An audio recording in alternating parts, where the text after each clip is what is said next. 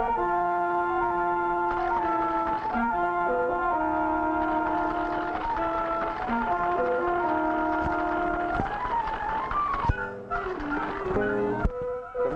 of communicating as communication of smallpox, of a secret, of power.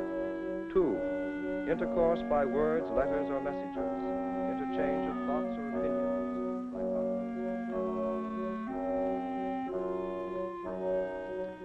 In the broadest aspects of communication, much work has recently been done to clarify theories and make them workable.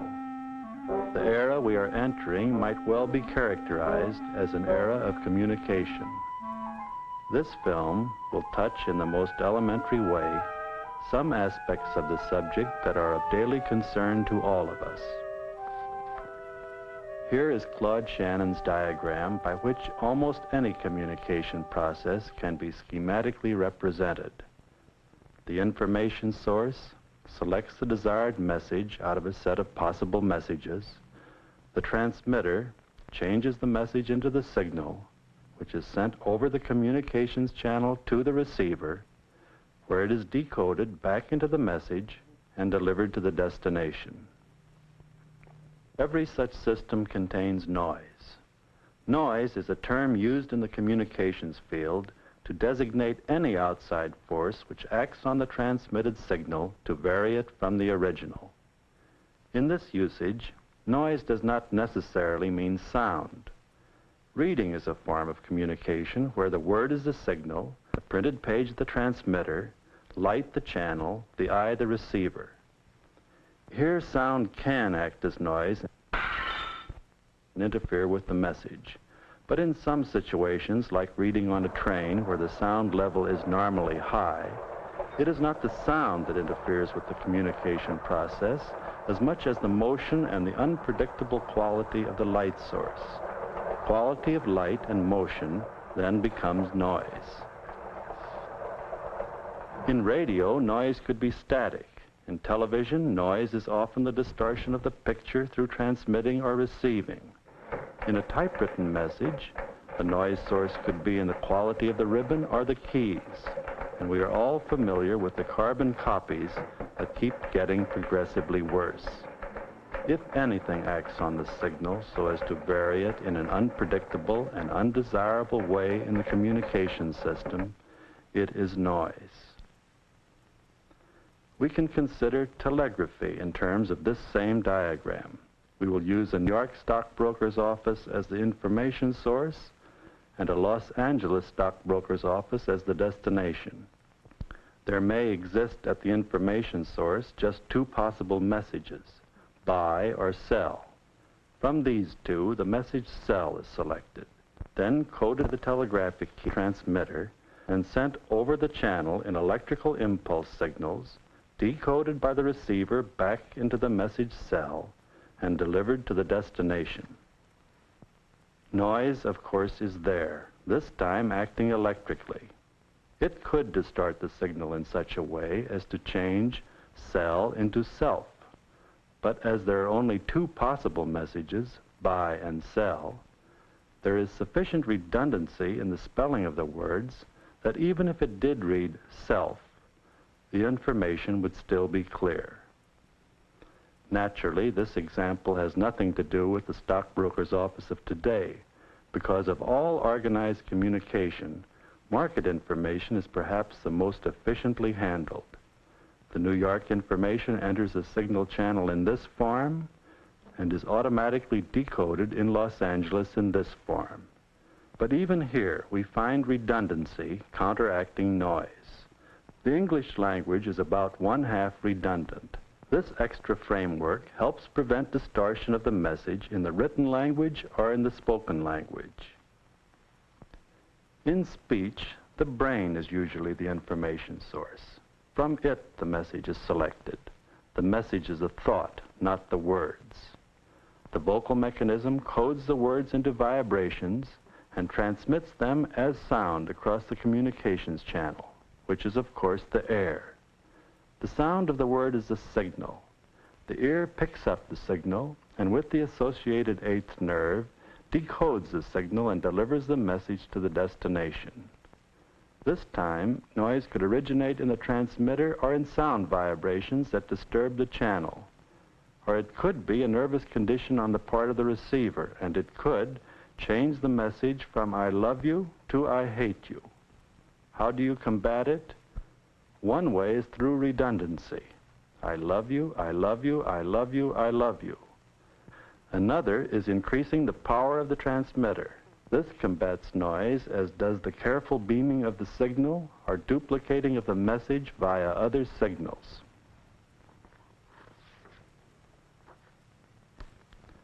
Now let's consider amount of information communicated. The message cell contained 1 bit or unit of information because it was a choice of 2 possible messages, buy or sell. A choice of 2 gives 1 bit of information. This is the amount of information that one on-off circuit can handle at one time. It can be on or off. 2 bits of information is the amount 2 circuits can handle. There is a choice of 4 possible conditions: on-off, off-on, on-on, or off-off. 3 circuits can handle 3 bits, or a choice of 8 possibilities. 4 circuits, 4 bits, or 16 possibilities. 5 bits, 32 possibilities. 6 bits, 64. Amount of information increases as the logarithm of the number of choices. The message I love you to communicate information must also be a choice of other messages, because if the information source were so loaded with feelings of love as to be incapable of any other thought, then surely by the time the words I love you were spoken, no information was communicated at all. No information, yet previous experiences could make those 3 words convey great meaning. Source, message, transmitter, channel, message, destination.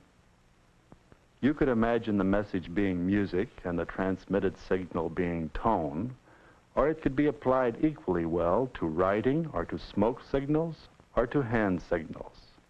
But let's take painting as another example of a signal transmitting a coded message. Information source, mind and experience of painter. Message, his concept of a particular painting. Transmitter, his talent and technique. Signal, the painting itself. Receiver, all the eyes and nervous systems and previous conditionings of those who see the painting. Destination, their minds, their emotions, their experience. Now in this case, the noise that tends to disrupt the signal can take many forms. It can be the quality of the light, or the color of the light, or the prejudices of the viewer, or the idiosyncrasies of the painter.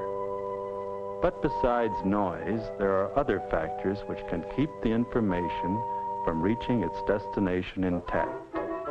The background and conditioning of the receiving apparatus may so differ from that of the transmitter that it may be impossible for the receiver to pick up the signals without distortion. In any communication system, the receiver must be able to decode something of what the transmitter coded, or no information gets to the destination at all. If you speak Chinese to me, I must know Chinese to understand your words. But even without knowing the Chinese language, I can understand much of your feelings through other codes we have in common. There are systems of communication where there is no redundancy and no duplication of the message. Here, knowledge of the code is essential. In planning 1 if by land, 2 if by sea, the fellow on the opposite shore simply had to know the code. But there are also many examples of times when the message has been conceived and the signal sent long in advance of understanding or acceptance of the code employed. In the case of Galileo or Socrates, it did not in time matter that the receivers of their time were not tuned to receive their signal. The ultimate transmission of such a message represents communication of a very complex order. Other high-level communication occurs in very different areas. A wave breaking on a beach brings a world of information about events far out at sea. It can tell of winds and storms, the distance and the intensity. It can locate reefs and islands and many things, if you know the code.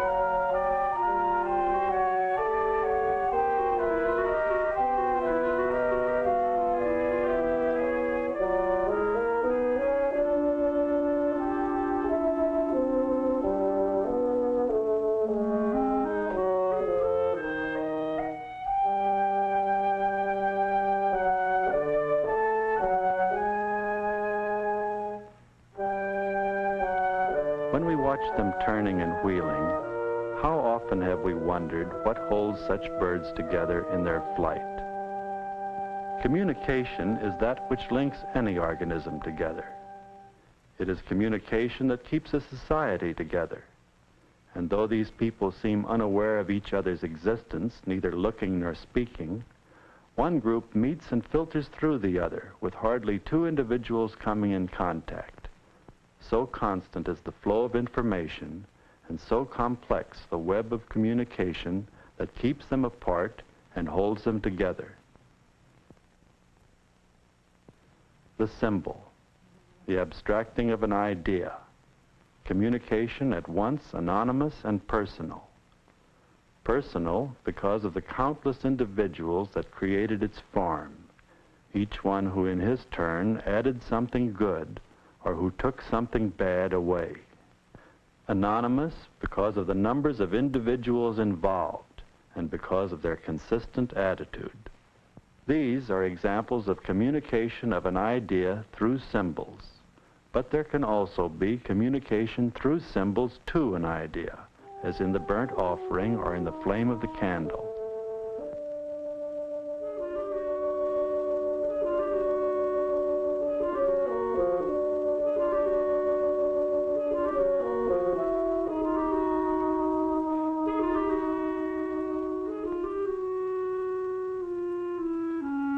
The use of flame as a transmitter in the communications channel is probably as old as man's first fire.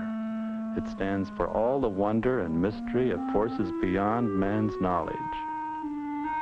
The star warning flags are part of a long evolutionary tradition of signals, but their beginnings were probably in basic reactions to color and form, basic enough to make their communications carry beyond the barriers of language and custom.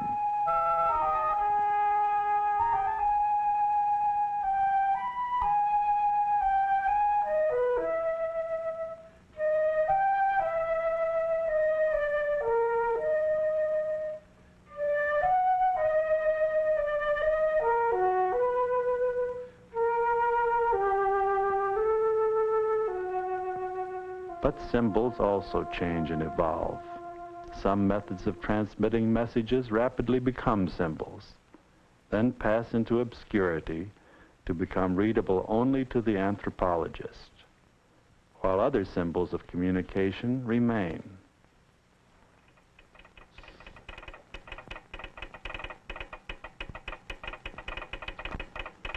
The message being transmitted here may be unlimited in the range and the subtlety of its ideas. Yet the method and the signal are such that they must be fed to the transmitter in a series of positive decisions. The system calls for the key to be either up or down. The code calls for a dot or a dash.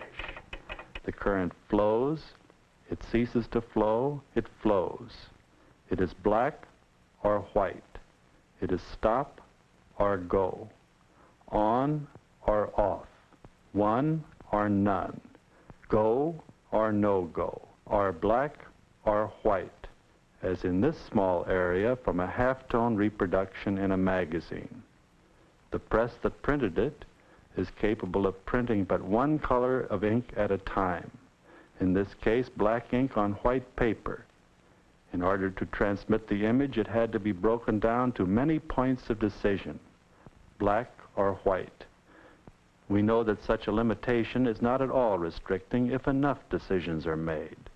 In this case, 500,000 decided points give fair rendition. 1,000,000 would be better. Conventional printing of color is no different except that with the added factor of color, 4 times the number of decisions had to be made. One set in yellow, one in red, in blue, and in black. Whenever added factors in a problem are recognized, the number of decisions necessary for the solution grows by large leaps. As theories and equipment and men develop, it becomes apparent that one sure way of handling multiple factors is to build a system that can handle each decision in its time. Men have long known the theory on which complex problems of many factors can be solved, but the number of decisions, the calculations necessary were prodigious, and not until the recent development of the electronic calculator could these areas be touched.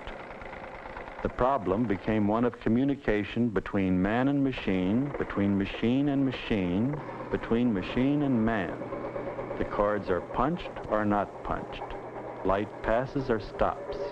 And by this binary system, information is fed the machine. In a moment, we will hear sounds which are an actual product of a huge calculator. The frequencies are made audible to check its functioning and, in a way, feel its pulse. Here it is.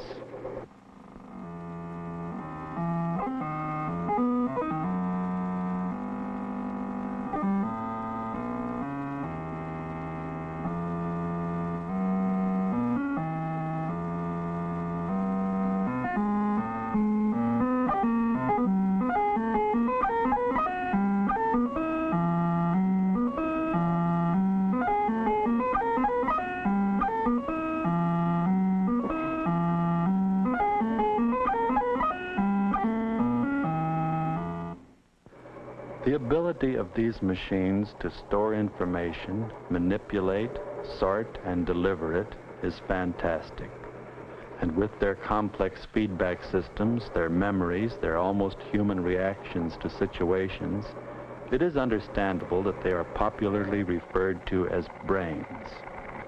The greatest fallacy in the comparison is one of degree. The decisions made by the machines are comparable in number to 500,000 in this halftone. But far greater is the number of stops and goes performed by the human nervous system in order to complete the simplest act. So great that if each decision were represented by a small halftone dot, the total area of dots would cover several earths. Such is the magnitude we reach when a number like 500,000 is raised to the 4th power. As flowing as the human movements may seem, they are actually the product of these countless yes-no decisions communicated with great speed to and from all parts of the body. The channel is the nervous system. Each nerve is made up of hundreds of fibers. The decision is the impulse of a single nerve fiber, an all-out event, a trigger process, which is set off like an explosion when the stimulus exceeds the ignition point. The dot in the halftone, the hole in the tape. Each is a separate fire, no-fire signal, but together they add up to a smooth, sometimes incredibly complex action that often seems more vague than decisive. Yet many things which we accept as undecided vagaries would be, if we could bring our focus in sharp, decisive individual units. It is the responsibility of selecting and relating parts that makes possible a whole which itself has unity. The line on which each color breaks and the point at which each dot that makes up this painting is placed affects the whole canvas. The communication of the total message contains the responsibility of innumerable decisions made again and again, always checking with the total concept through a constant feedback system.